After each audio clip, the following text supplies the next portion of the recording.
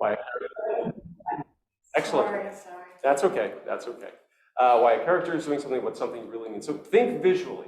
So with a book, you can explain, you can go into great detail about things, but with a screenplay, you only want to have what is on the page is what we need to know at the time.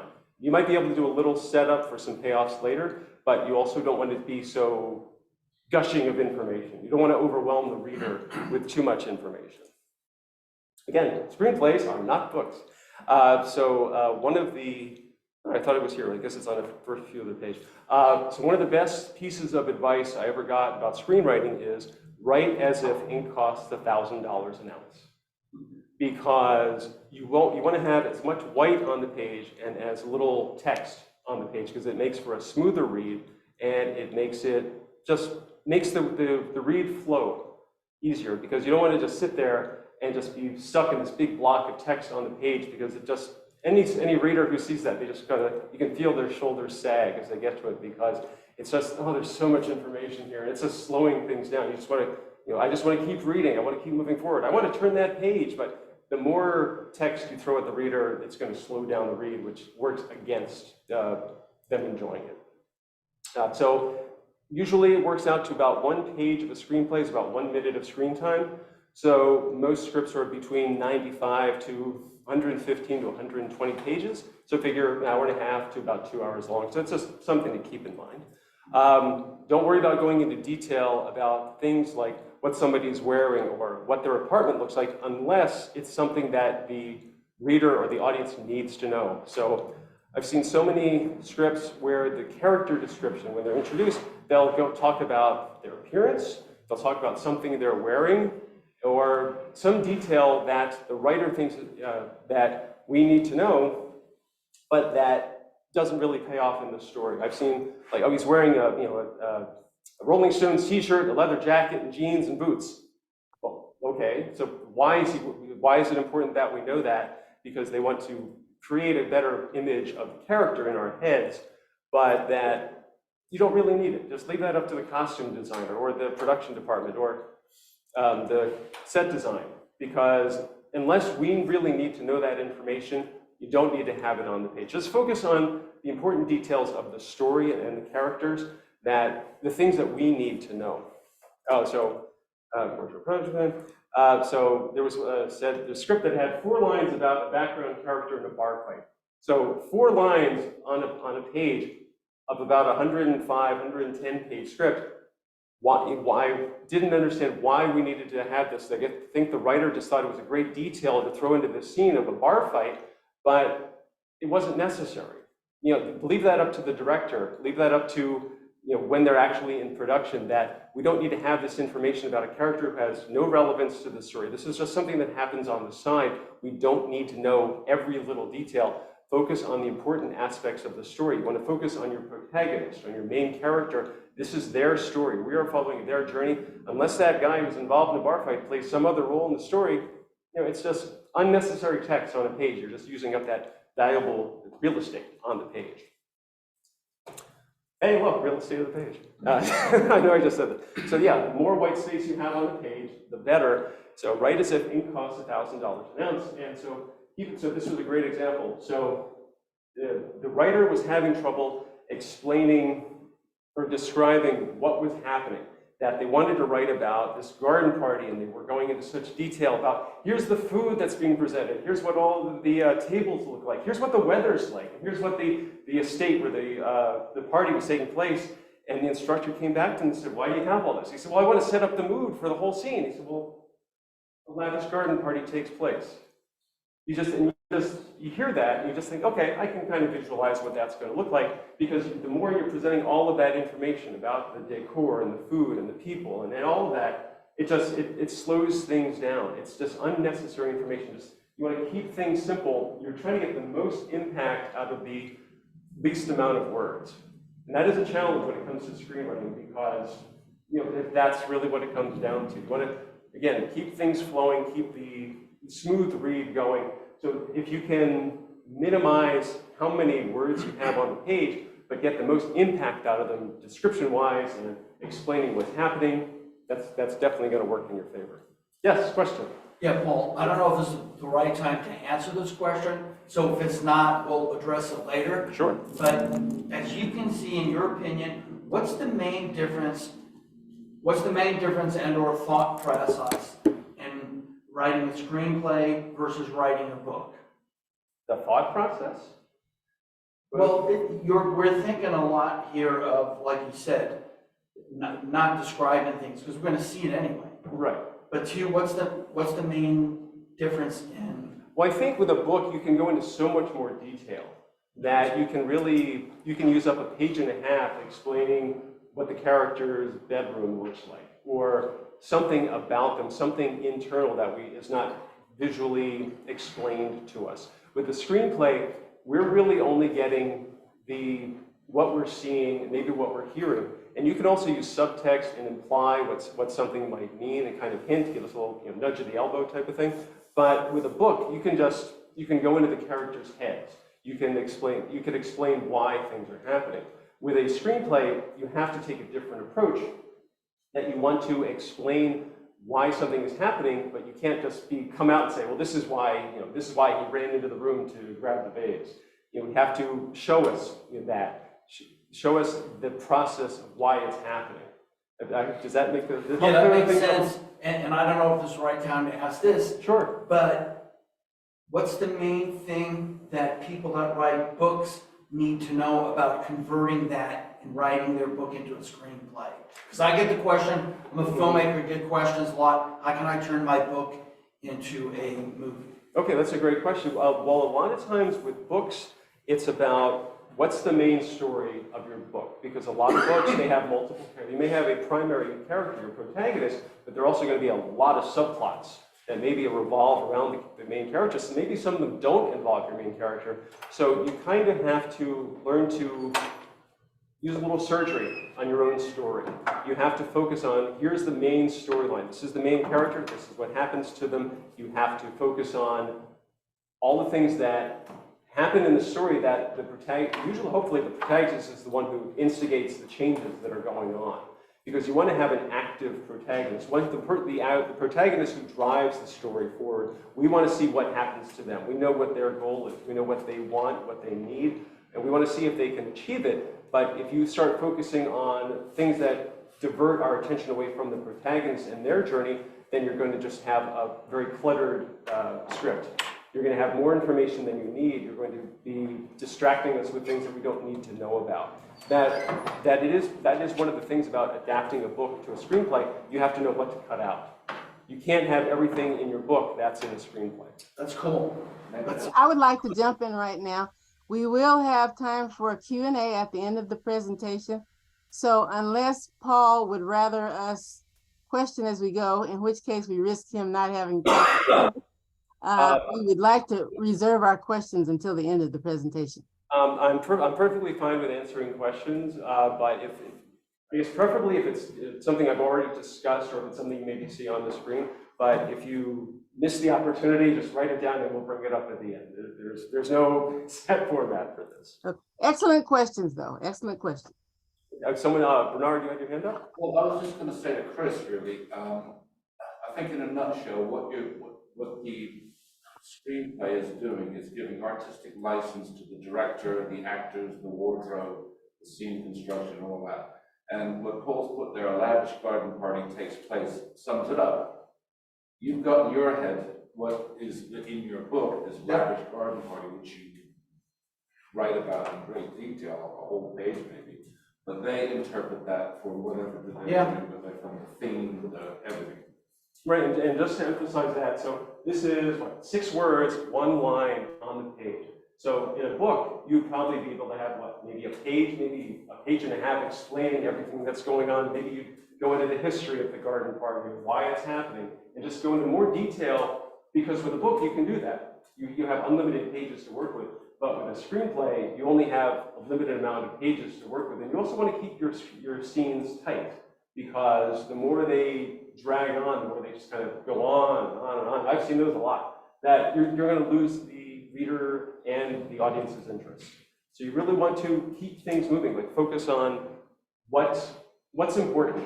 in the scene? What do we really need to focus on? I'm fairly certain I have a detail about that. Okay, so let me just make sure this was the right slide. I mean, that I didn't hit it twice. Yes, I did. Okay. So how a page should look. Again, we talked to this. So you want to have it crisp, clean, and streamlined. Just get that information on there and don't worry about excessive information because, again, you don't want to slow down the read for the reader or for the audience because they'd be watching this story just drag on and on. So yes, let the words flow on the page, constantly moving things forward. You want to just, it's hard to explain and because you kind of have to learn how to do it. That it's just one of those things with screenwriting, just the more you try it, the better you're going to become at it. Again, nobody likes big blocks of text. I mean, the funny thing is that if you read scripts like from the 40s and the 50s, they are all over that. They have so many big blocks of information on the text, but I think it was just different then. And I think now, maybe short attention spans, that people just want the information there. They want to have things moving. For action lines, which is the line where you describe what's happening on the page. So if you have a big block of text, readers can easily miss an important piece of information. So if you had maybe a paragraph that was 7 lines long on a page, and that's big, you could have some kind of detail in there that we need to know, but it's going to easily get lost in those 7 lines of text that maybe just see if you can cut out 5 lines of that. You need all of those lines and focus on really what do we need to know because that's the important part of telling the story.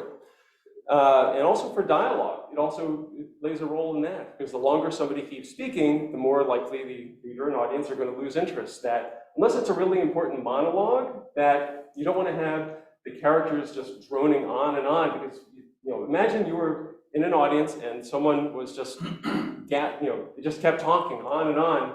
Your eyes glaze over, you're like, oh my God, are they ever going to shut up? And so you don't want that to happen with your screenplay. You want the dialogue to hold their attention and keep moving things forward. Okay, so slugline in a screenplay, so that's when you're setting up the scene. So interior, exterior, is it an indoor or an outdoor scene? The location, where does this scene take place? Because a lot of people give a lot of information in a slugline when they don't need to. It'll say something like, exterior, Sacramento Capitol building, Tuesday, 6 p.m., March 4th. You don't need that information. You can present it in a visual way on the page. You can just have exterior, Capitol building, day, and that's all you need. So, when the scene happens, because that really comes down to what does what does the director need to know? What does the set design need to do? The lighting director, do they need to light for a day scene? Do they need to light for a night scene? You just want to keep it simple. Some people also use things like evening or afternoon or dusk or sunset. That's fine, but if you want to keep it nice and simple, day or night, it's really all you need. Again, other options, continuous, moments later, same time. Sometimes those are important because you might have a scene that's taking place seconds after the previous scene. That happens, or you could have the same time. So it's all presenting the information that we, as the reader, need to know, and the audience would see that when it's on screen. So this is a bold font. This is a really controversial thing in the screenwriting community for your slug line. So if you had interior, so we'll go again, exterior, Capitol building, day. Some people like to put it in bold, and because I'm one of those people. I just think it looks great and it kind of helps differentiate between the scenes. Some people think it's blasphemy. Couldn't tell you why. They just think it's like, what? How could you do that? It's terrible. Why? It's making the screen look, or it's making the page look awful. It's a personal choice. And no one's going to reject your script because it had bold slug lines. If they do, maybe you don't want to work with it. So the slug line is what begins each scene. So the slug line is pretty much establishing where and when the scene takes place. So for each scene, it's different. Yeah. Right. So right now would be interior, library, conference room, day. So maybe a scene that happens later would be exterior, Starbucks parking lot, night.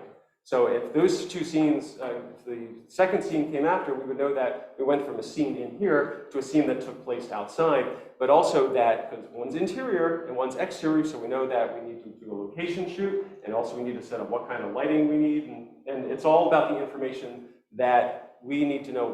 Where does the scene take place? What time of day is it taking place? That's really what it comes down to. Okay.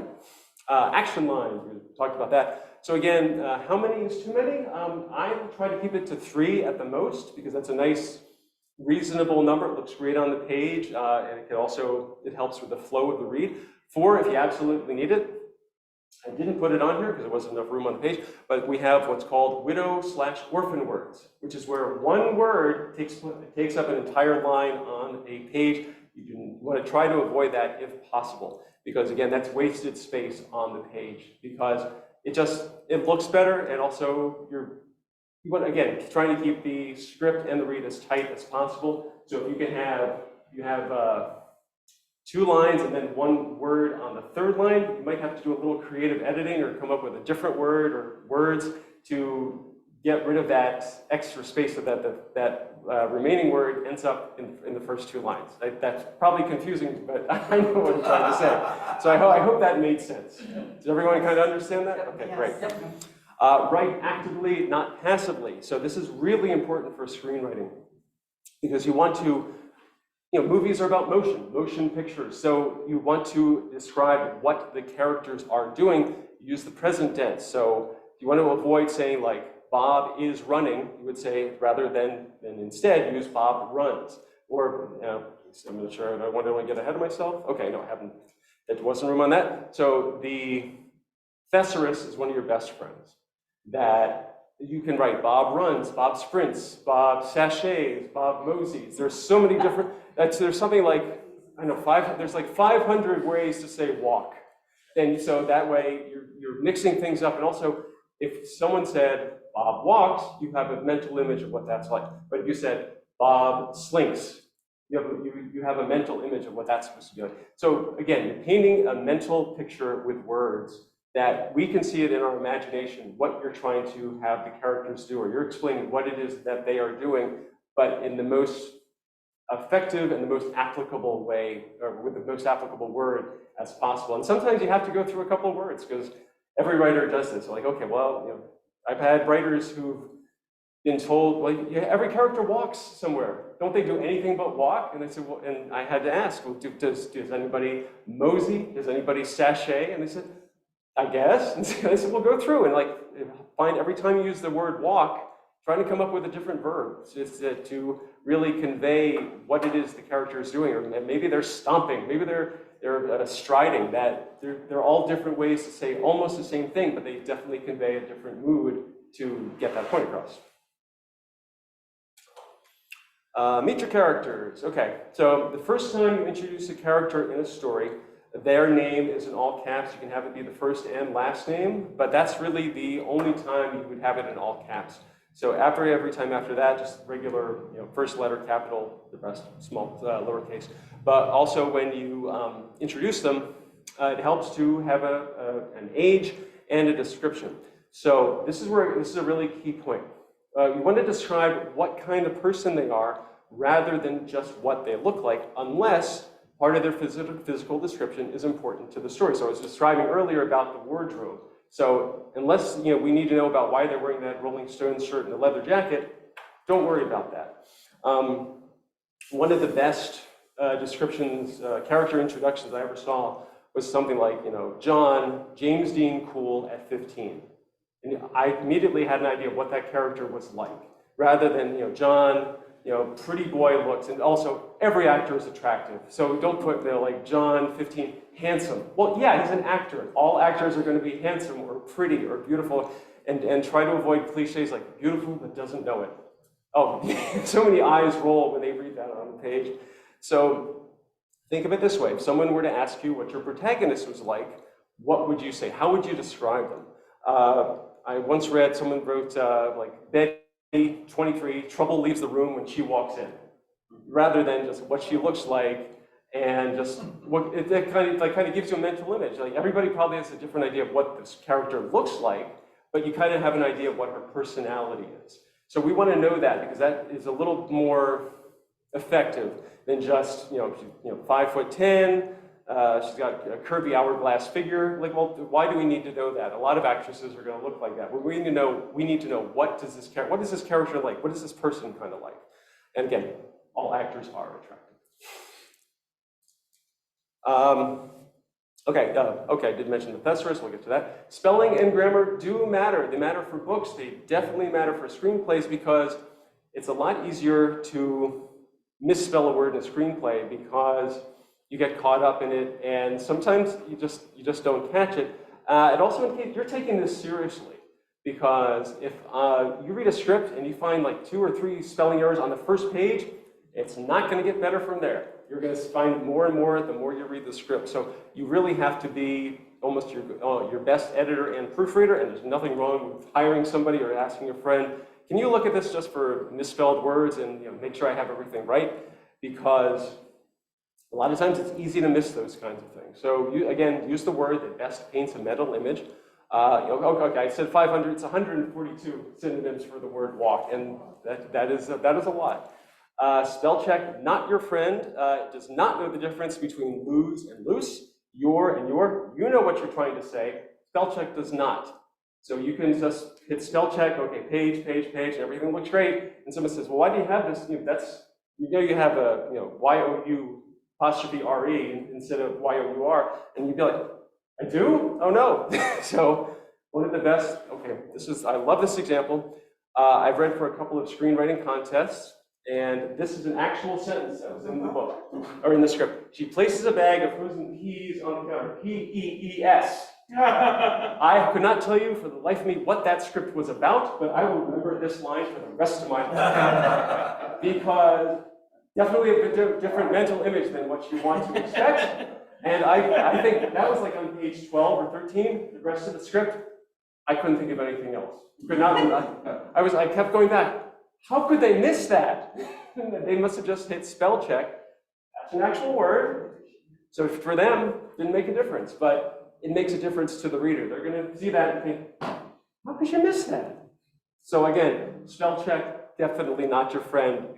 Human eyes sometimes a little more reliable than that feature on your screenwriting software. Dialogue, very important. Do your characters sound like real people or do they sound like they're in a movie? Because a lot of writers, they think they need to add to what the characters are saying. So they put in too much that they don't, sometimes the characters are just, it sounds fake. You don't want characters to sound fake. You want your characters, even if it's in like a fantasy story or an animated story, you want them to sound like actual people. Even if it's like a talking unicorn. You want it to sound like a believable character rather than just this fake movie-like dialogue, and try to avoid chit-chat. Oh, hi Bob, how are you? Oh, I'm okay. What'd you do today? Oh, we went and got coffee, we went to the gym. Would you want to watch people have this kind of conversation because it has nothing to do with the story? You'd be more like, oh, we've got to find Cindy, she's been kidnapped. Oh my God, what do we do? Rather than, oh, well, we were out and then this guy came up and just, you want to try to get to the point of the scene as fast as possible. This is very helpful, especially for dialogue. Read it out loud to yourself, or if you can get someone to read it for you, or just have a couple of friends do the dialogue. See how it sounds to you.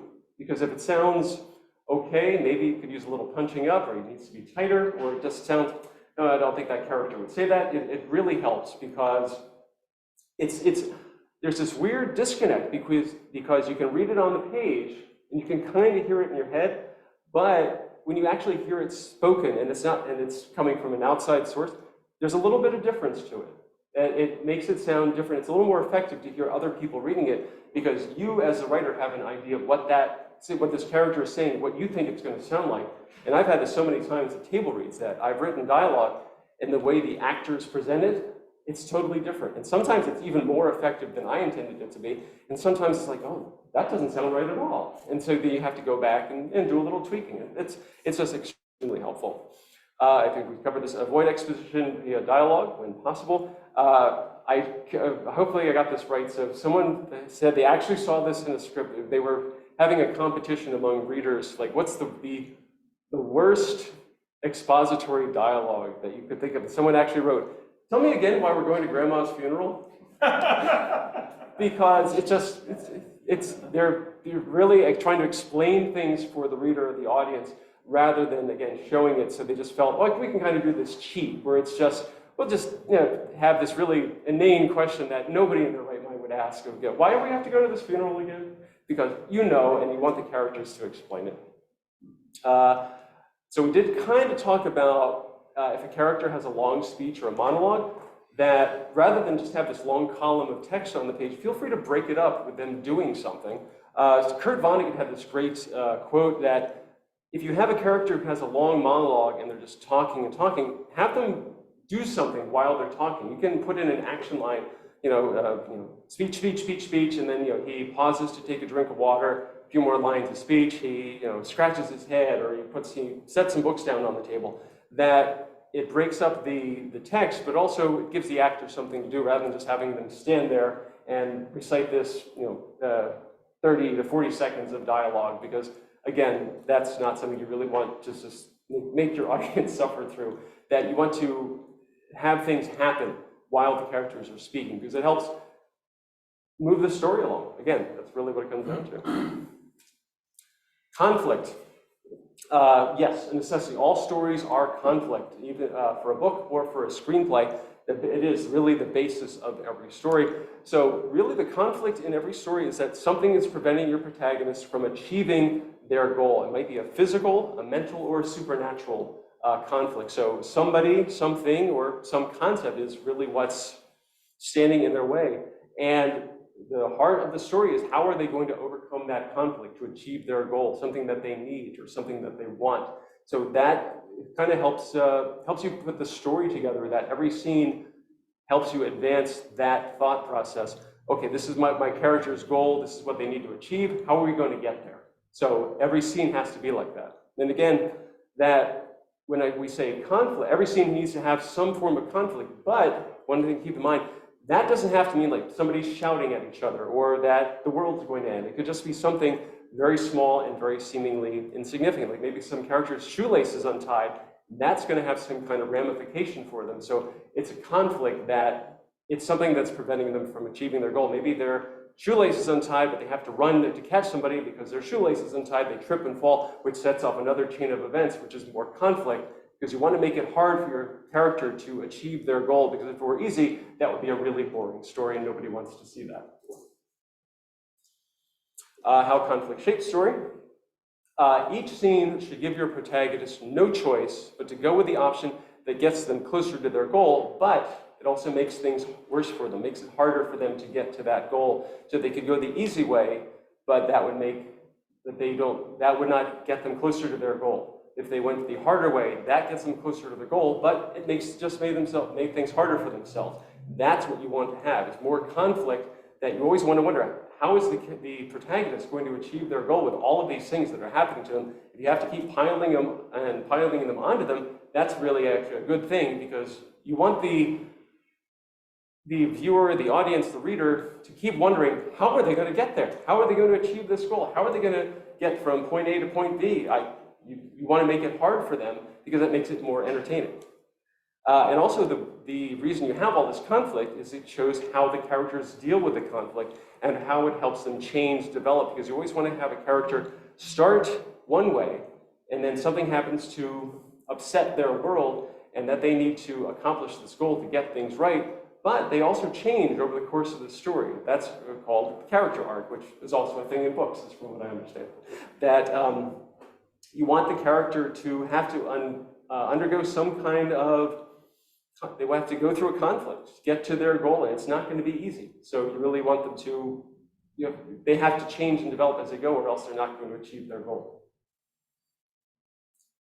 Again, maintain the momentum. Each scene, here it is. So I believe this is from David Mamet. Each scene should get in as late as possible, make the point of the scene, then move on to the next one, because so many scenes kind of drag on and on that, again, with the chit-chat, or the characters are doing things that really aren't necessary for the story, you just think it would look cool, or you think it would be nice to have on the page. No, just get to the point, get in as late as possible, make the point of your scene, move on to the next one. Just try to keep the scenes nice and tight, and that'll help maintain the momentum of the story and just keep things moving. Again, throwing in unnecessary dialogue or action slows things down, loses everybody's interest, and that you don't want that. You want them to stay interested. You want them to keep wondering, are things going to work?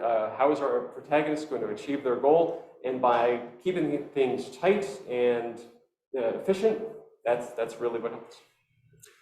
Structure. Now, I'm assuming that a book, structure in a book is relatively the same as a screenplay, that you have your beginning, your middle, and your end. So you have your first act, where you establish your protagonist and their world. What do they want? What do they need? What do they need to be a better person, to kind of like, what do they want to get to satisfy their needs? Act 2, where your protagonist sets off on a journey to hopefully achieve their goal, that you also raise the question, are they going to achieve their goal? Is there a chance they can? And Act 3, the protagonist versus the antagonist. Do they achieve their goal? How have they changed as a character? That Act 3 also helps. It's helped because all the things we saw the character go through in Acts 1 and 2, they help them change as a character, as a person, that maybe the lessons they've learned over the course of the story, that they help them achieve their goal, beat the bad guy, so to speak, in the third act, so that they end up a different person, but they've also grown as a person. Okay, so plot points. This is pretty important. When something important to the plot happens. Now, these are not specific. These are not written in stone. You don't have to have them be exactly on those pages. These are more general information. So you have your start. Page 3, the statement of theme, the message that your story is telling. One of the screenplays that I think is, to me, there are two perfect screenplays. One is Chinatown by Robert Towne, and the other one is Back to the Future by Bob Gale and Bob Zemeckis, because those are bulletproof stories that everything in there has to be in there, but there's nothing extra, there's nothing unnecessary, that they're incredibly tightly written and just very effective screenplays. Watch the movies and you'll see, watch it as a writer, and you'll see how incredibly efficient it is. So page 3, statement of theme. So in Back to the Future, it's when Marty says to the principal, well, history's about to change. So that's kind of the message that we get over the course of the story. And as you watch it, you see all of these things in every scene. There's some kind of little change. Sometimes it's a big change. Sometimes it's just very subtle, but it's there. And so the theme is always present in some form in your story. So page 10, your inciting incident, something that happens that disrupts your protagonist's world. Their normal is suddenly thrown out of whack. It also establishes what's called the central question of the story, that this is kind of like, will our protagonists achieve their goal? Will Indiana Jones get to the Ark? Will Marty get back to 1985, or will he get to meet his parents, or set his parents up again? Page 17, kind of a twist, that something happens to complicate things for your protagonist. Then the end of the first act, the protagonist leaves their old world behind, enters a new and unknown one, also reminds us of the central question. Again, will our protagonists achieve their goal? So about page 45, another complication to the protagonist's journey. The midpoint, also known as the point of no return, the protagonist becomes fully committed to achieving their goal. Something happens that, okay, I have to get there. And I think with Back to the Future, it's that he has to set up his parents, but also he has to be at the courthouse at a certain time with the lightning to strike. And so that, again, it reminds us, what's the question of the story? Is the protagonist going to achieve their goal? Page 75, another complication. End Act 2, all seems lost for the protagonist. We're left wondering, how in the world are they going to achieve their goal? Right now, it just seems totally impossible, so that all seems lost. And so your big climax, the protagonist versus the antagonist, again, physical, mental, or supernatural. Should involve any lessons the protagonist learned along the way, and should also kind of answer the central question that maybe the protagonist achieves their goal, but not in the way that we expected, or not in the way they expected. That's part of the great thing about screenwriting, is you can have fun with expectations, that you don't have to, you could also be like misdirection, that's the word I'm looking for, that you can have the audience think this is how it's going to happen, but then, oh my gosh, you suddenly pull a fast one, like it's this one, and it's totally different from what was expected. And audiences really like that, because you don't want them to go in thinking, okay, this is how it has to happen, because if you can come up with a different way to have things happen, it makes it that much more entertaining. So after the climax, we have the resolution. Any loose ends or various subplots of the story are wrapped up, and the denouement, how the protagonist and or their world is different now compared to when we first met them. So again, Back to the Future, Marty's got this, great new life. His dad's really cool. His mom's thin. Biff is a real wimpy guy, and he's got a good life because compared to what it was in the beginning. And so those are the plot points. So I was trying to think, okay, a really good one, Wizard of Oz, a movie I know everybody's probably seen. So page 3, our statement of theme. Dorothy wants to go somewhere else, or she wants to go over the rainbow, somewhere where she's appreciated more. So the inciting incident, kind of what sets the things in motion, she runs away from home. Then she meets Professor Marvel, page 17. It's a twister, it's a twister. So that's a big twist, so it's complicating things. And Act 1, she lands in Oz. So she's in a totally new world. She's not in her old world anymore. So she's officially on this new journey. So page 45, complication. I was having trouble trying to figure out which one it was, and it's where they, right after they meet the Tin Man, where they run in with the Wicked Witch of the West, where her main goal is to get home, but the big complication is the witch. So the complication is the witch is like, she's already said, I'll get you, but now she's reminding her, yes, I'm still on your trail. So then, midpoint, point of no return, they get to Emerald City. So this is where they're fully committed, they've got to the city, now they're on their way to meet the wizard. Page 75, complication, Oz sends them to kill the witch. So they thought we'd get to the city and the wizard would make things right. Nope, here's what you gotta do first. Oh no, they've gotta go and kill the witch, which none of them wants to do. And so they go and do that. So end Act 2, Dorothy is taken prisoner by the Wicked Witch of the West. All seems lost. Oh my God, she's captured by the witch. What is gonna happen? How is she gonna get out of this? Climax, I'm melting. They kill the witch. We all know this story. So then Dorothy's the hero. The resolution, they've gotten back to Emerald City, and the wizard gives the heart, the brain, the courage. Dorothy next. So and he tries to take her back, and so she does make it back. So they do oh, and there's no place like home. So she's learned that instead of I'm looking for things, I don't have to look any further than my own backyard. So that her journey, even though she had to go to this fantastical world, that this is what she learned along the way. That there's a lot of adventure and excitement out there, but sometimes it's great to just stay home too. So I hope that kind of clears up what plot points are and just something good to keep in mind. Okay, we did touch briefly on character arcs earlier. So yeah, characters undergo changes, usually for the better, over the course of the story. Going on this journey has changed them in some manner. So things to keep in mind. So there's the external goal and the internal goal. What do they want externally? That's usually some kind of objective outside. And internally, what do they need? So again, with Back to the Future, Marty's external goal is to, first of all, to get his parents to meet, and also to get back to 1985. But his internal goal is that he needs a better family. That in the beginning we see they're all pretty much losers. His dad's bullied by Biff, and his brother works at Burger King, and his sister's like, oh, I'll never have a boyfriend. But over the course of the story, he kind of helps influence his parents to be stronger people. And so in the end, Biff's a wimpy guy. His dad's really confident. His mom's gorgeous, and his brother's a lawyer, and his sister's got so many boyfriends she doesn't know what to do. So these are all things to keep in mind. So you have your what do they want and what do they need. And sometimes the characters don't get what they want, but they might get what they need. So that's something kind of, you can have fun playing with that, and just don't worry about expectations. That it's fun to shake things up and not give the audience what they think they're expecting. So story versus plot. Story is the who, what, where within the concept, and the plot is the how, when, and why everything happens. So I've always had trouble trying to explain that, but this was the best one that I found. And so story is the overall what happens, but the plot are the specifics. So I hope that makes a little more sense. Feel free to ask questions. I'll answer that one to the best I can. So familiar but different, or where have I seen this story before? Is there a new way for you to tell this story? So we had Romeo and Juliet. They managed to take that from Renaissance Italy and transfer it to New York City. So West Side Story. A Christmas Carol. Everybody knows that one. To Scrooged.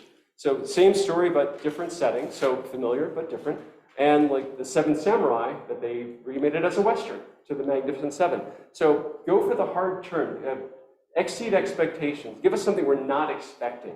So again, maybe you have a story that's about a character that we've seen a lot before, but is there a way to put your own personal twist on that character or the story to make it totally different, but kind of familiar from what we've seen before? So maybe you have a character who's a lawyer, well, but what is it about this lawyer that can make them different from every other lawyer story that you've seen? Maybe there's some kind of unique thing about their personality, or maybe a case that comes to them that they're not used to.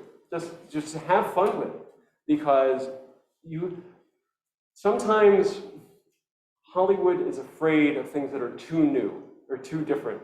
They'll be, I don't know how to sell that, or I don't know if there's an audience for that. But if you can take something that we are familiar with, but there's this totally unique and different spin on it, they'll be like, okay, I can kind of get that. I understand what you're trying to say, and that's really different. And maybe if it's a really unique and interesting concept, you will really be able to grab their attention more and pique their interest and make them want to read that story. A lot of writers think, well, what should I write about? One of the things I always tell people, write something you would want to see. I mean, I love to write tales of high adventure and ripping yarns. So that's what I write. And I have fun writing it. Write a story you would enjoy telling, because a lot of writers, they think, well, this is what I should write, and they just get bogged down with, oh, this isn't as exciting, and they just lose interest and they stop writing it. Well, you're shooting yourself in your own foot, because you want to write something you would want to see. Okay, you can see the writer's excitement and appreciation of the material on the page, because if it's a fun read or an exciting or dramatic read, you're going to stay interested. You're going to want to keep reading it. But if the characters aren't that exciting, or it's just kind of a dull story, then you're going to lose their interest. And why did you put so much effort into this, the thing that nobody's excited about? So write something you would enjoy having fun writing, because like Dorothy Parker said, I hate writing, but I love having written. So it's kind of something to keep in mind. Again, writer's love of the material should be evident on the page. Don't write something you're not passionate about, because if you're not passionate, you're not going to get excited about it. You're not going to be interested in telling the story and trying to keep our interest and want us to keep reading. Don't write something because it's popular at the moment, because by the time you're done writing it, it probably won't be popular anymore.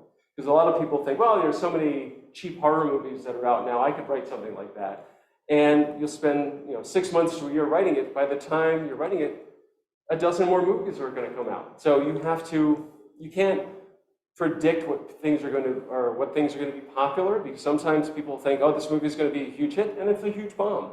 So just, again, write something that, if you like horror movies, write one, but don't think that I'm going to write this because I'm going to sell it, because it doesn't work that way. And there's so many different factors that come into how a movie gets sold, let alone gets made. So just write because you're enjoying the writing process, because it'll be more enjoyable for you, and also, again, it'll be evident on the page for the reader. And if it's something that's unique and totally different, it's probably more likely to garner interest from someone who might be able to help you move it closer to getting produced. Oops, within prudence. Oh, there we go. So yes, writing, as we all know, it is a marathon, not a sprint. There's no hidden secret to it, that it just takes time and effort to get it done. It is not easy, as hopefully I've conveyed that information across today. But if you enjoy the writing, that it won't seem as tedious, but you should still have fun. That it does take time to learn how to write a screenplay, let alone a really, really good one. So you can get the basics down, because every writer, when they're starting, doesn't know what they don't know. So it's a learning process. It's a constant learning process. You're going to start, and the first draft of everything is going to be awful. That happens for everybody, but it's a starting point, and you just keep improving from there. The more you rewrite and you get a little feedback, and just kind of like do some tweaks and edits here and there, that it will gradually get better, but it just takes time for that to happen. Again, it might take longer than you expect, but again, if you're enjoying it, it's not as much of an issue. How committed are you to getting your screenplay done? Are you just like, it's a casual thing, or just like, I want to write this with the intention of hopefully eventually selling it or getting it produced? That there's a various levels of commitment because a lot of writers start out writing a screenplay and they lose interest along the way, or they're like, nah, this just isn't working, then they give up because it's that small percentage of writers who keep at it that you really have to be persistent about your dedication to the craft. That do you want to learn? Do you want to get better? Do you want to make your script better? That if you write it, because nobody writes a first draft of a screenplay and thinks, okay, I'm going to sell this in the next 2 weeks. I'm going to make $1 million. I'm going to move to LA. I'm going to have the red carpet premiere. Doesn't happen. That sometimes it takes years to get a draft where you want it to, but it depends on how committed you are to achieving your own personal goal of getting the script done. And then there's a whole process of getting it out there. But the important thing is that if you write a script and it's really, really well written and well received, that you're more likely to garner interest and people will be more interested in reading it. Again, there are no shortcuts. The only real secret formula is ass and chair, time and effort. That's really what it comes down to. Write because you love it, not because you think it's an easy buck, which it definitely isn't. And the best way to get better at writing scripts is to read scripts. That when the internet first started up, that there were a handful of screenplay repositories on the internet. There's a whole lot more now that you can find so many scripts available online. But one thing to keep in mind that there's a difference between a speculative screenplay, which a lot of writers do use like as a writing sample.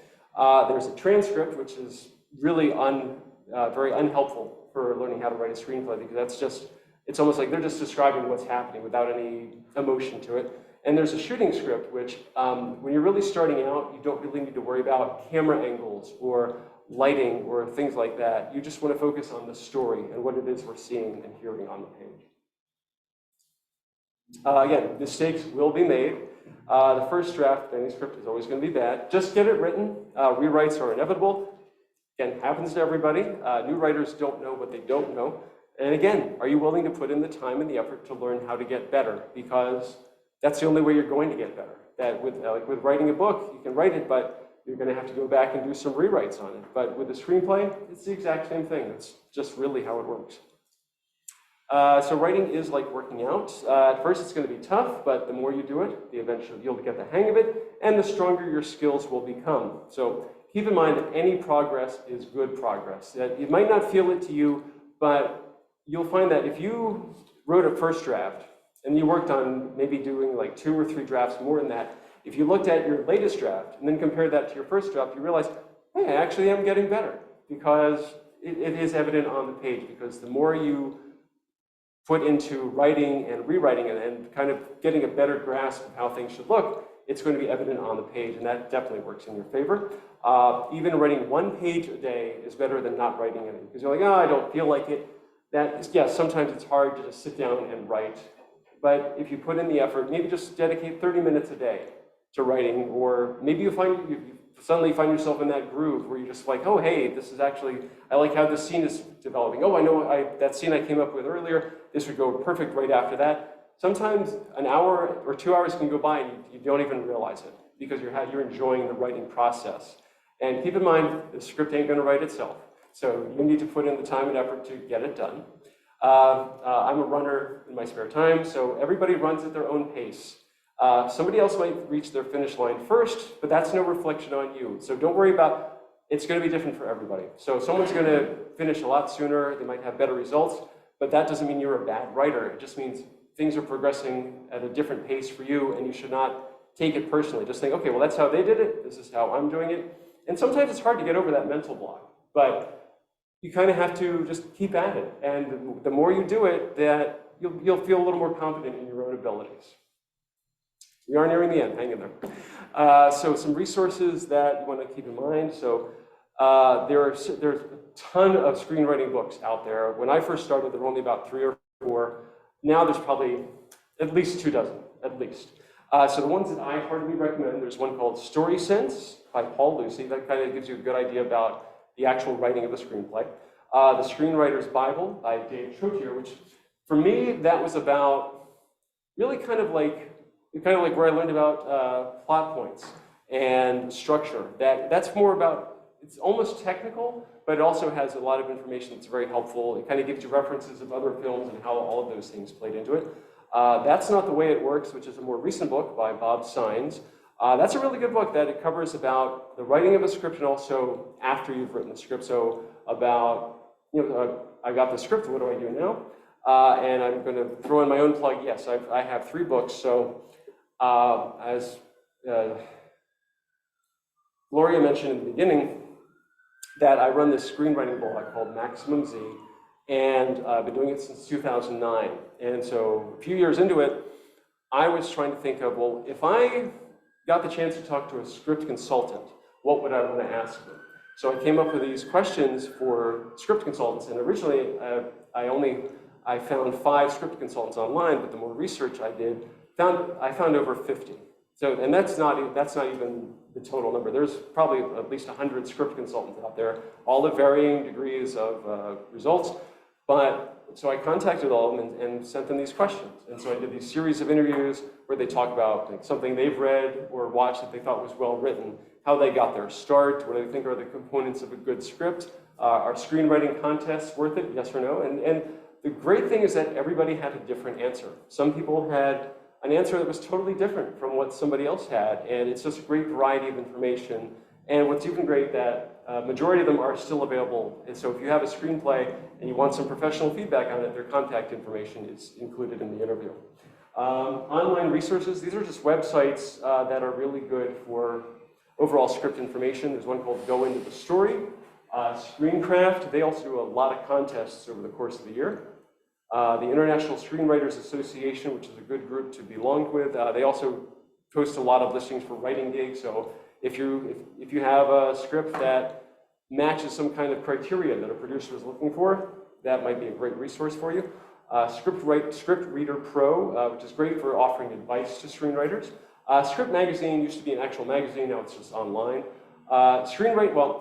When I wrote this was 2 weeks ago. Twitter was still Twitter back then. I couldn't say what it is now, but hashtag screenwriting Twitter is really good because the screenwriters on Twitter are an incredibly helpful and supportive community that they are more than happy to support you and build you up if something happens. Hi there.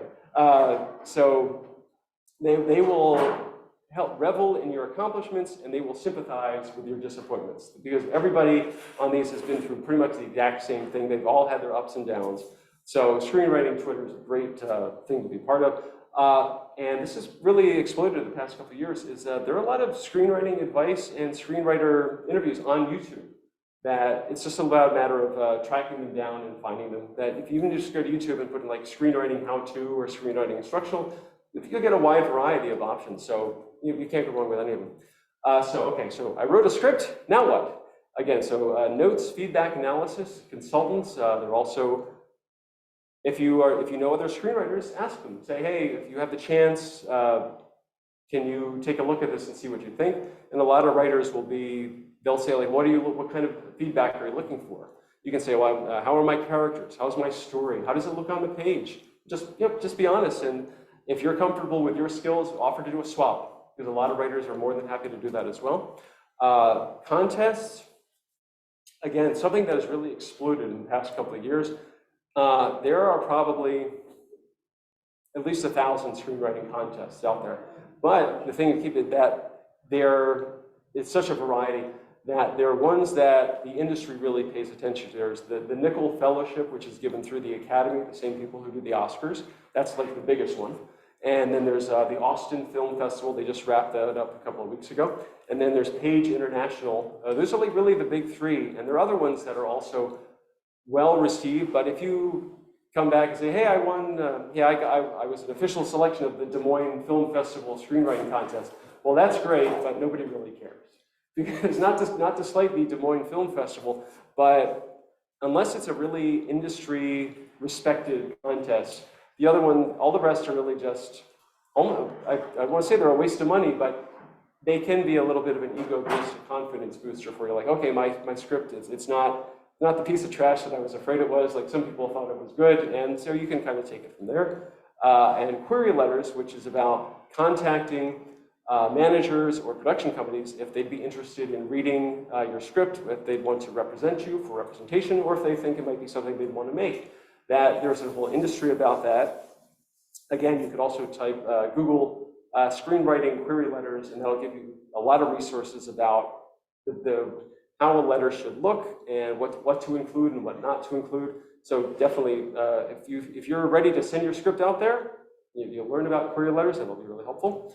And I'm a big proponent also of networking with other writers. I love this kind of event. I love meeting with the writers in person. I'm lucky I live in San Francisco, where there's a very quiet and stealthy screenwriting community, and I've had the good fortune to meet with people just one-on-one for coffee. It's a great opportunity to get to know them, and also, we talk about screenwriting, again, our ups and our downs, and sometimes scripts are exchanged, or one, I met with a director. I was telling Chris that he's helping me put my first short film together, so I'm kind of excited about that. Treat people how you'd want to be treated. So a friend of mine put this extremely succinctly. Think of it as if you're at a cocktail party, and someone comes up to you, shoves their card in your face, and says, you don't know me, but I want you to help me. A lot of writers actually do that online. That this has happened a lot on Twitter, and I've also had it via emails, that someone they contact me, I don't know who they are, and they'll just say, can you help me send this to a producer? Well, I don't know who you are. I don't know what you want me to accomplish. I don't know why you think I can help you. But again, so be nice to people. That's really what it comes down to.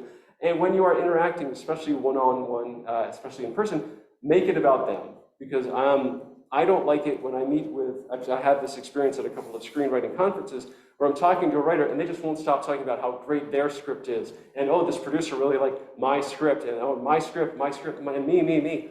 Well, why am I even in this conversation anymore? Doesn't feel like it. So again, I would ask them about them, and hopefully they will know when to scale it back. And then they'll also have the common sense and courtesy to ask me about me and my stuff. So just something to keep in mind. Networking really, in any situation, it's about establishing and maintaining professional relationships. Because if you come across as, I want you to help me, but you don't know me, I'm not going to want to work with you. I'm not going to want to help you at all. But if you take the time to get to know me and I get to know you, I'd be more interested and inclined to help you out. And this has happened that I've connected with writers, just established a good relationship. And one writer said, hey, I know a producer is looking for help on his micro-budget feature. Would you be interested in talking to him? I'm like, yeah, sure. And so I talked to the guy, and we hit it off. And so right now I'm helping him write the script for his feature. And so he's hoping to go into production early next year. So, and that wouldn't have happened if I was not a nice person to this original writer. He liked that, he respected that, and he thought, okay, I know this guy, he's a good writer. I'm going to see if I'm going to connect him with this producer and see what happens. And good things happen. So that was great. So all about me. So again, so my blog, it's maximumz.blog. I post every week on Friday. I am on Twitter at maximum_z. Again, with Twitter, I'm kind of doing a little bit more on Instagram, which is at PEZ. Those are my initials, at PEZ Pez Screenwriting.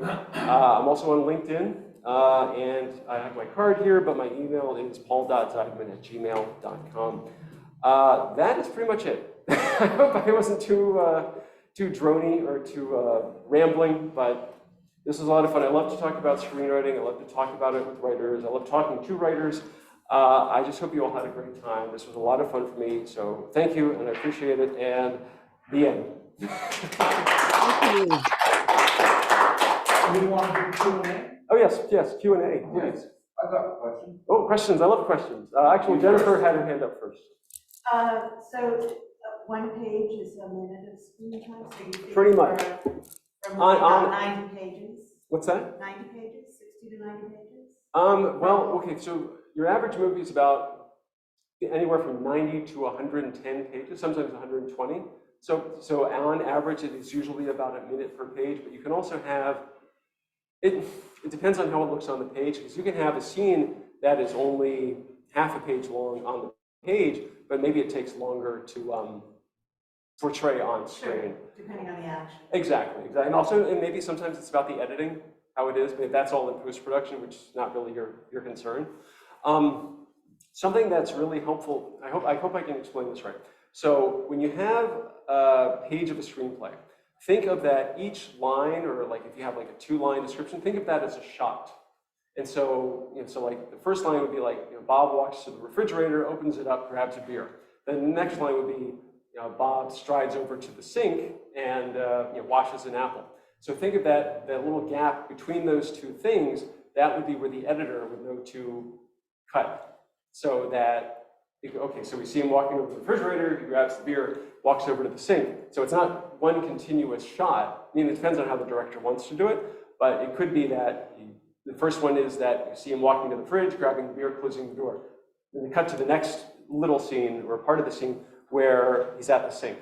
So think of it that each action line or set of action lines, is a shot that would also help the editor put the final visual image together. So, but for the most part, on average, usually one page is about a minute of screen time.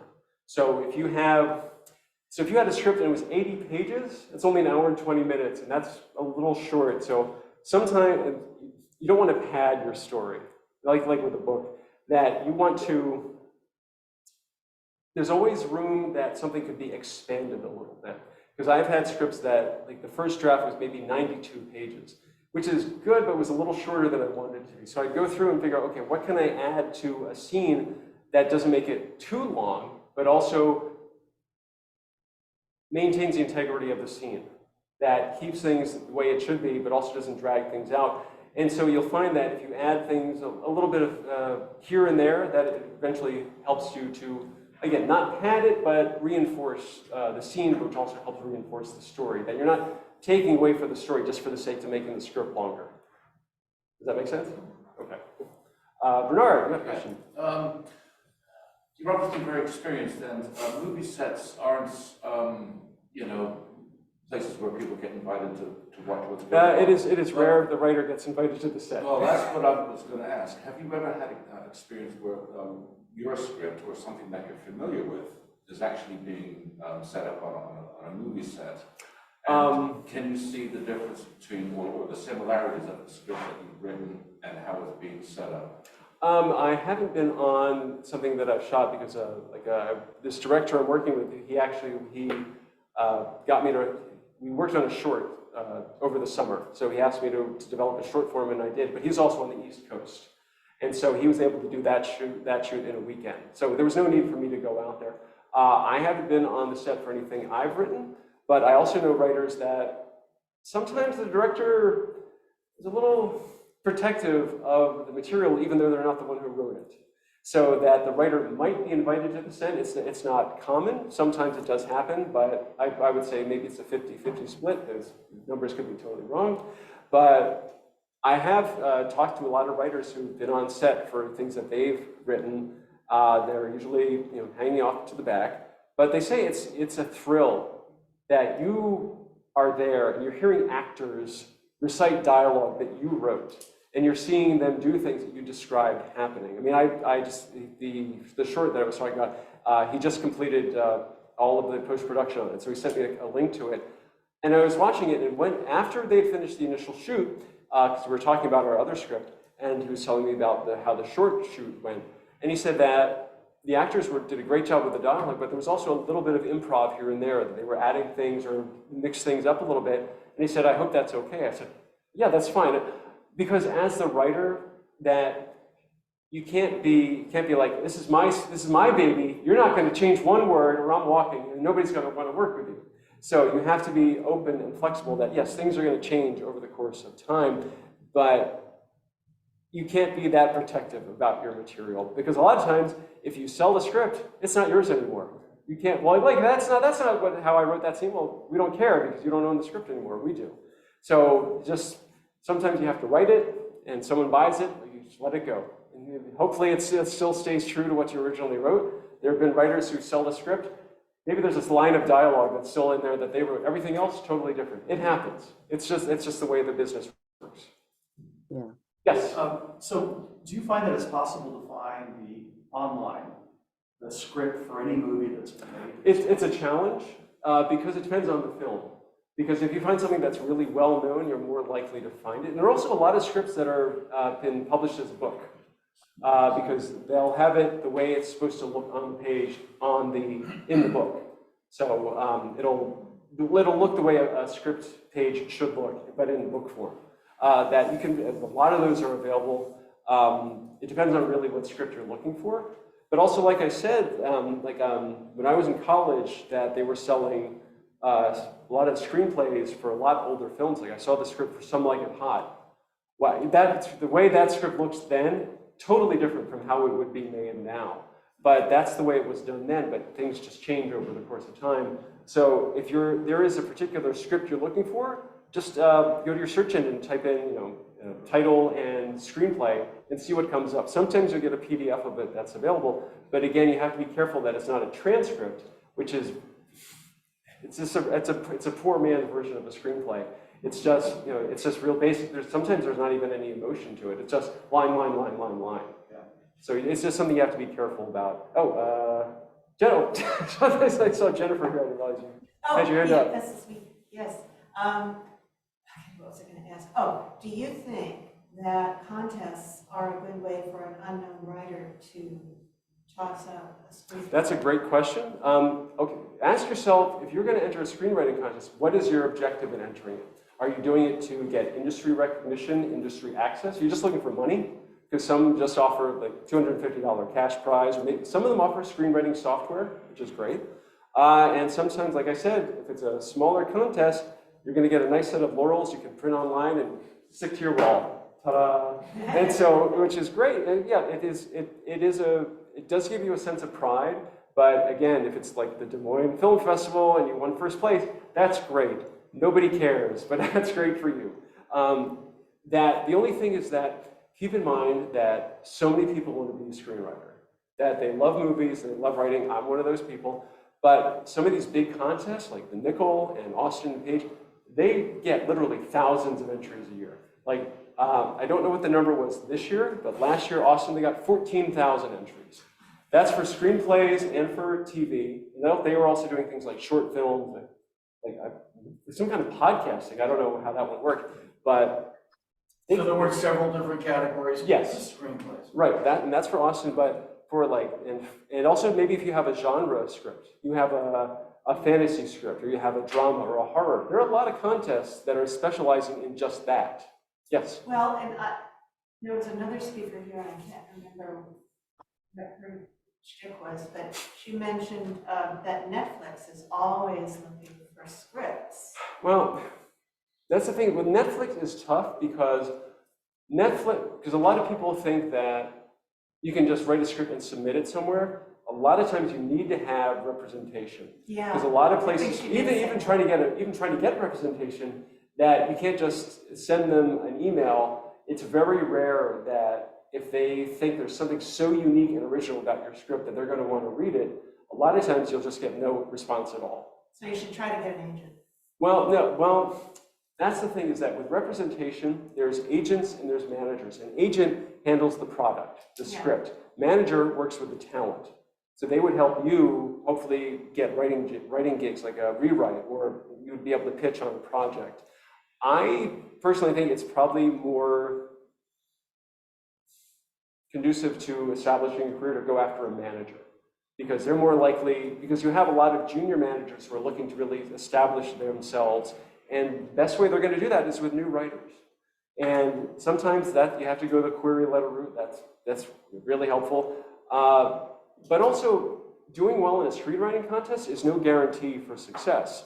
Because I know a friend of mine, he's an Australian writer, he won the TV contest for Austin.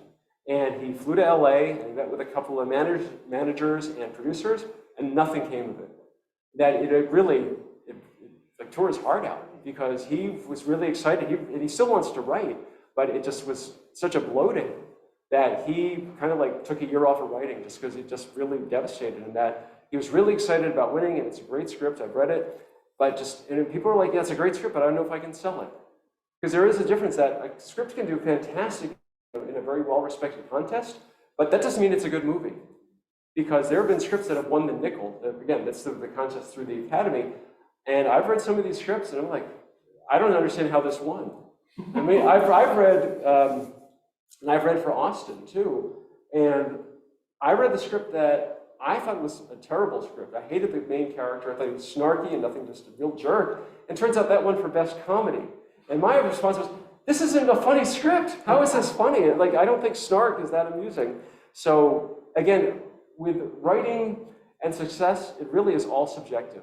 That going back to the contest, that a friend of mine, he had a script that he had submitted to the Nickel, well, probably like 6 times, and maybe got, sometimes it didn't advance at all. They have different levels of advancing. So you make like the top 25% or the top 10%, then you get to the quarterfinals and the semis, et cetera. And for like the past 5 years, his script went nowhere. And this year, he made it to the quarterfinals. He was thrilled. Got to the semifinals. He was ecstatic.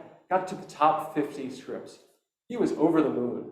And it didn't make it any further than that, but he didn't care because that was the best he'd ever done before.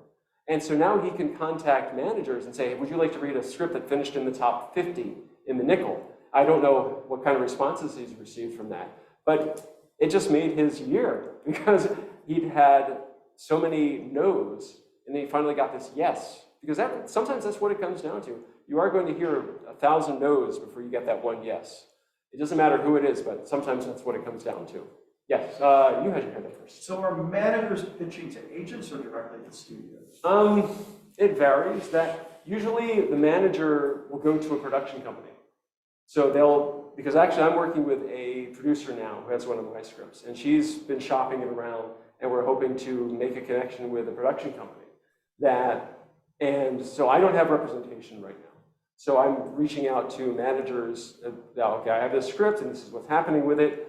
And hopefully someone will say, okay, that sounds great, I'd love to read it. But so right now, for some reason, well, I guess it's kind of obvious. So pretty much right about now, like a week before Thanksgiving until right after New Year's, Hollywood pretty much shuts down. A lot of people are not going to, they'll be a lot less responsive to your emails. So this would be a great time to just focus on writing. Just get yourself ready for after everybody comes back from the holidays in early January. And also keep in mind, they're going to be deluged with emails from writers saying, okay, you're back. I want you to read my script, or do you want to read my script? And so it's just a weird way that the industry works. So if you're seeking representation again, I suggest try to get a manager, because they will help you as a writer rather than an agent who's just like, okay, what scripts do you have? They're not going to talk to you about rewrites or they're going to think about who can I sell this to. Actually, he had his hand up first. Yeah, so I wrote a play, which is kind of, I guess it's a slightly different animal. A little bit. Yeah, than this, but, so I wrote it and I shared it with somebody who, does, put on plays locally. And, as she asked me to cut it down, there was a lot of, fluff and, crap in there, I guess. So I cut it down. I think it's more streamlined, but then I felt like I lost some, I felt like it just became more direction. This happened, this happened, this happened, this happened, but there's no, there was a certain feeling that I think got lost from it. Like a certain part of the story I was trying to tell and convey. So have you ever dealt with something like that and some stuff you wrote? Part of it, you want the action in your story to feel organic. You want it to feel like this is what naturally is going to happen after. So you have your first scene, this leads to this one, which leads. So if you have like scene A, it should lead to scene B. But if for some reason scene B would lead to scene F, well, what happened to scenes C through E? So you want to have things kind of naturally flow from one thing to the next. And I guess, are you talking about also like converting it to a film, or are you just talking about more or less just storytelling? Yeah, storytelling in general, yeah. Because I see some parallels between playwriting and screenwriting. And there is. And that's why I brought the question, it's like, how do I tell this story but have it make it more than just direction and, this happens, this happens, this happens. Okay, so I'm a huge believer in outlining.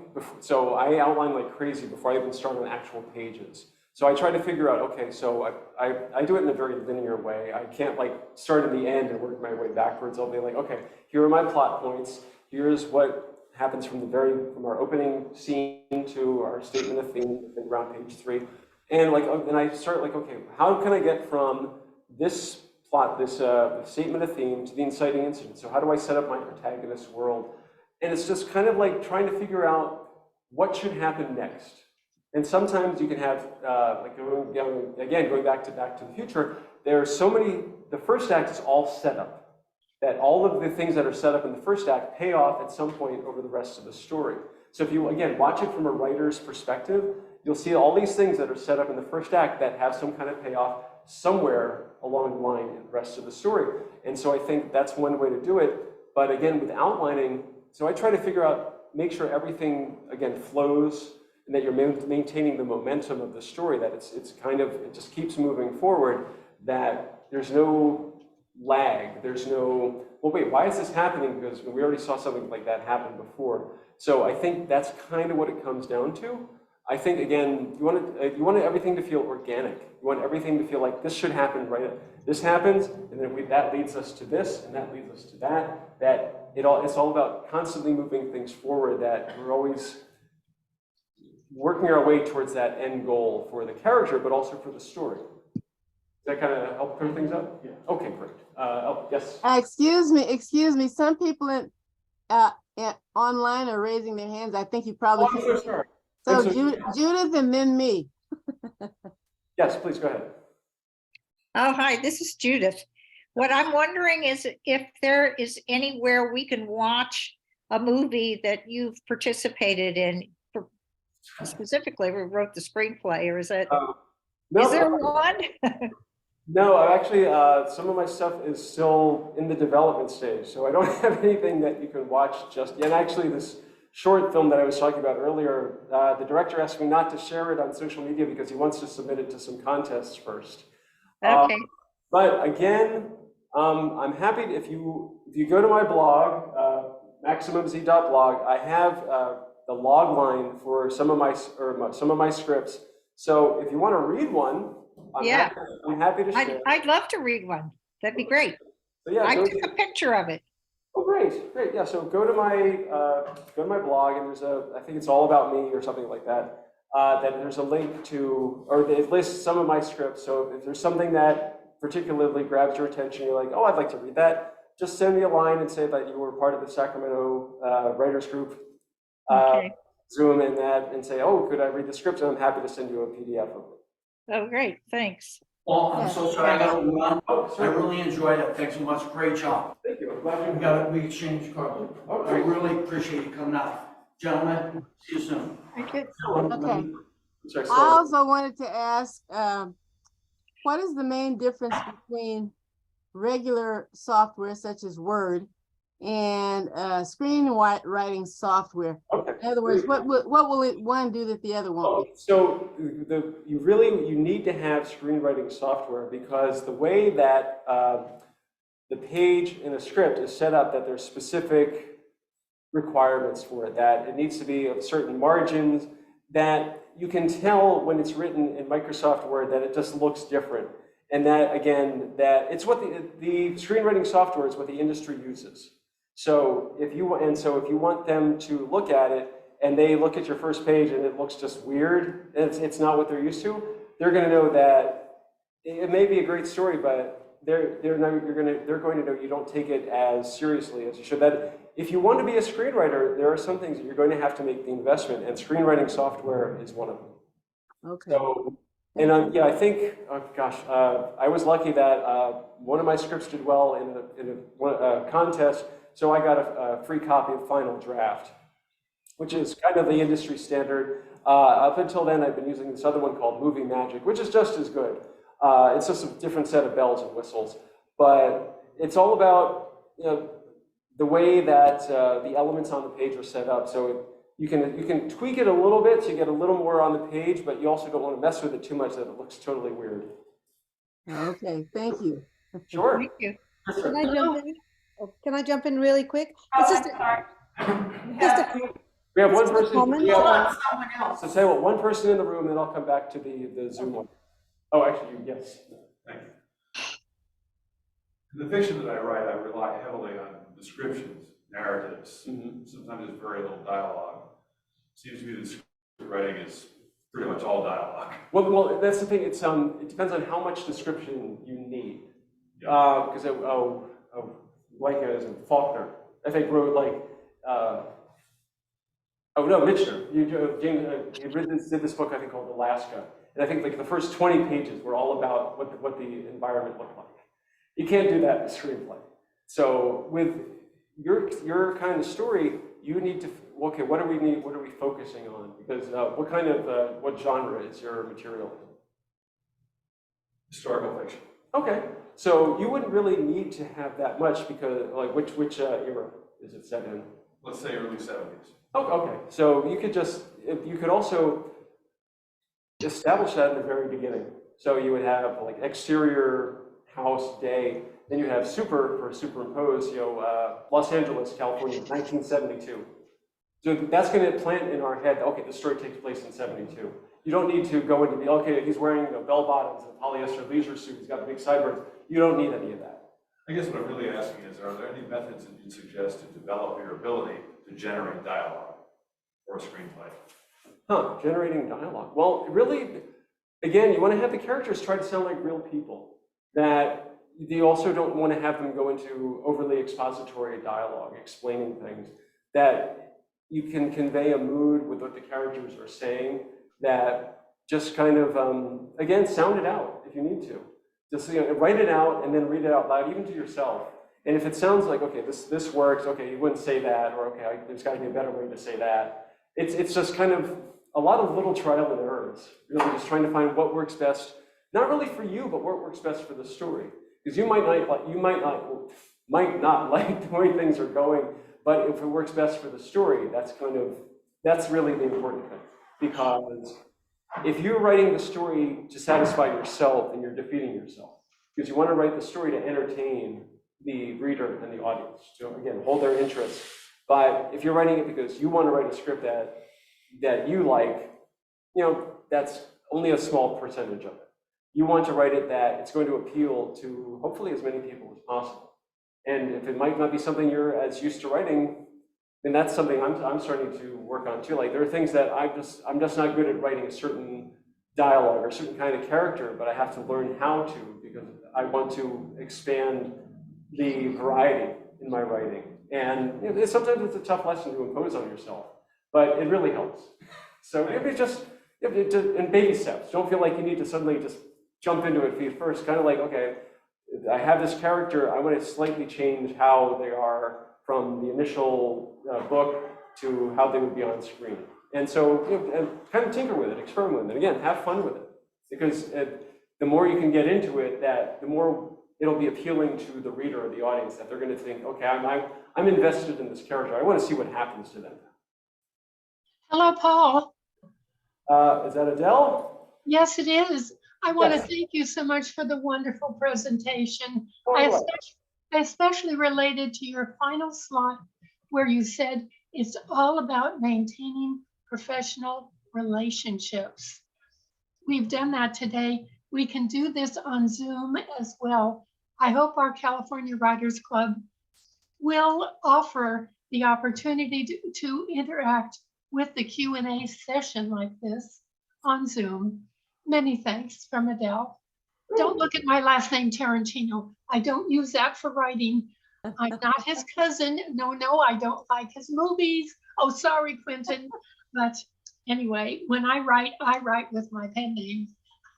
God bless.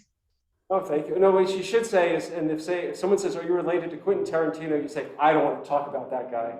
Oh, no. Okay, thank you for that advice. Could I just make one question? I mean, actually comment, and thank you, first of all, for your presentation. Really loved it because I know nothing about the field. But just at a big picture, I don't know if I'm right or not, but when you're writing a book, you could write a book that does nothing and you read it to your grandkids. Or you could, you could get an agent and it's this wonderful thing. But when you write a screenplay, the only real end person is if it gets made into a movie, correct? Or you win a contest. So really it's a completely different mindset in my mind, writing a book versus a screenplay. Am I right? Exactly, because that is why a lot of screenwriters write, because they love movies and they love to write and they want to tell a story that, because when I'm writing a when I'm working on the script, I can visualize how something is playing out on screen or what's happening, because that's something that I get excited about. And I would want to see that. And yes, that's the thing, is there's such a small percentage of films that get made from screenplays, but if you're writing a screenplay, you shouldn't write it with my objective is to get this made. Well, that's great, but the odds are really against you as a screenwriter. So write it because you have fun writing it. I mean, there are scripts that I've written that they would cost a lot of money to produce, but that didn't stop me from writing them. It severely reduced the chances of them actually being able to get made, but I still had fun writing them. And to me, that was the important thing. And also that they helped me develop my craft as a writer. That yes, this multi-million-dollar fantasy swashbuckler I wrote, it would work great live action, it would work great as animation, and it might never get made, and that's okay. But I really enjoyed it, and I'm proud of it, and it's a great writing sample. It shows people that I can write, that I can tell a story, that I can really tell a story visually. I've got good characters and dialogue, that it may not get made, but if it helps you advance your career in some fashion, maybe someone reads that and says, I love what you write. There's no way I could get this made, but I like what you do, and I like your style. Would you want to work on this? That a sensible writer would say, oh my God, yes, please, because again, you can't be protected. You can't be like, no, if you're not going to make my movie, I'm walking. Well, nobody's going to want to work with you then, because they don't want somebody so protective of their own material. It's a collective and a corroborative process that it all starts with the script, but there's so many other people who are involved. So if you have a script and someone's interested in it, but they can't do anything with it, that doesn't mean it's the end of the road. It could just mean you're going to take a slightly different path. I have a quick question. We're just about out of time, but quickly, just say you have a script and it doesn't get picked up to make a movie. What about a play? Is it easy to convert it into something that would be used as a play? Well, that's really up to the writer. That maybe you want to try writing it as a play. I know a lot of writers that they've written maybe like a big fantasy epic type of thing, and they know that nobody's going to want to do it. Well, maybe they'll try to do it as a book. And a lot of writers also think, well, I've got this fantasy story. Maybe I can get it made as a graphic novel, and then I turn around, that garners interest, and then maybe they'll want to make a movie out of that. But that's also the odds are against you with that one, because it's expensive to get a graphic novel made, because you have to hire an artist, and a lot of writers don't realize how much artists charge to draw a page. And if you have a 200-page graphic novel, that's a lot of money. So it really comes down to what do you want to accomplish. But also with a play, that there are a lot of what are called limited location or one location scripts. Like I think there was a movie from a couple of years ago called Room with Brie Larson. I think she won the Oscar for that. It was all set in one location. Not that you can make a play out of that, but if you wrote something that was maybe 1 or 2 locations and had 2 to 3 characters, what's to stop you from trying to make that into a play? Or you could do a table read, and maybe the actors would say, hey, this would make a great play, and you'd have to just work on converting it. That, again, nothing happens overnight. Again, it's a marathon, not a sprint. Nothing happens right away. So one of the writers who the books I recommended, he wrote this great spec script, and he got it optioned, which means kind of like a rent to own for a producer. Went through 6 producers over the course of 18 years. He kept trying. People loved it as a sample, and they wanted to get it made, but it always kept falling apart until they finally connected with the director, and they actually got it made as a film. It's available on Amazon. So again, don't go into it thinking things are going to happen quickly, because they never do. That you could have a great script, but if it could stall out there. Maybe someone says, oh, I really want to get this made, but until someone else is willing to say yes, that you're just going to have to, things can stall out. And so the great thing about being writers is that, okay, this one thing I worked on, nothing's really happening with it. I'm just going to work on this other thing that I've got, or these other 3 projects that I've got in various stages of development, because everybody's got things in various stages of development. So it's really easy to get discouraged, because so many writers think, I'm going to accomplish this, and a lot of times it doesn't happen. And yes, it's frustrating and it's discouraging, but as a great writer friend said to me, you got to get back on that horse, because you guys got to keep pushing forward, because things don't take they don't go as quickly as you want, they never happen as fast as you want, but if you like the writing, you like the process, and you just enjoy it, that getting a film made of it, that is the ultimate finish line, but you want to have fun along the journey trying to get there. So even if you have a script that you think could be a play, yeah, go ahead, do that. There's nobody saying no, because you are the one in control of your own material, so just go ahead and work on it and have fun with it. I've got one question before we wrap up. Yes. Because I know there's some members who are interested in starting writing screenplays, but Sure. have no experience. Are there some exercises that they can do to sort of kick themselves off? I know you've pointed out some books and stuff like that. The best thing, the way I started, I did not go to film school. I didn't take any screenwriting classes. My education was all through books, screenwriting books, and reading scripts and watching movies and kind of like, okay, how did they tell that story? That's what it comes down to. And so give yourself a challenge. Write a three-page scene, and everybody's got one of these. The majority of people have one of these. If you want to write it, and then you can film it yourself. It's going to look like crap, but just write a scene with two characters, maybe just like two characters at a table over dinner. What's the story here? You can tell the story in 60 seconds. You can tell the story in 30 seconds, but it's being creative in the approach. And it's about conflict. So maybe the two characters are at odds with each other, but write a scene that's 1 page long. Start with that, and then start expanding on it. And the more, again, it's like exercise and working out. The more you do it, the stronger you're going to get, and educate yourself. Learn what you're supposed to do, and again, there are going to be a lot of stumbling blocks along the way. But have fun with it, and just try to learn as you go. And the more you work at it, the better you'll get at it. Yes, everybody wants to have the movie on the big screen. It's not going to happen for everybody, but if you're enjoying the process along the way, it's still enjoyable. Okay. Thank you. Wow. Good job. Thank you so much, Paul. You're very welcome. This was a lot of fun. I hope everybody got something out of it. We did. Absolutely.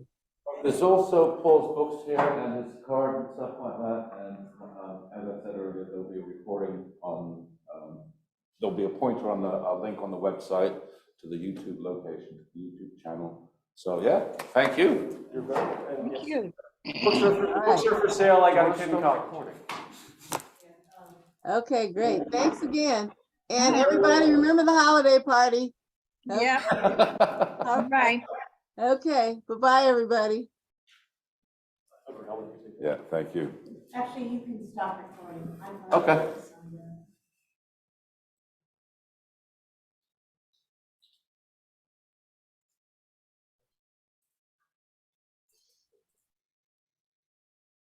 Should just be one button.